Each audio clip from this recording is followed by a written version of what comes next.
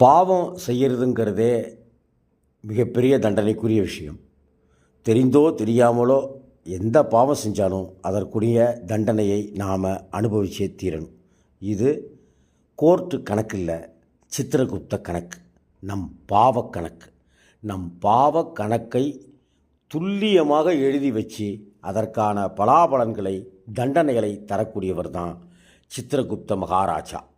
இந்த சித்திரகுப்தரை வணங்கி வழிபட்டால் நம் பாவ சிந்தனைகள் குறையும் என்பது மட்டுமல்லாமல் பாவத்துக்கு விமோசனமும் கிடைக்கப்பெறலாம் என்பது ஐதீகம்.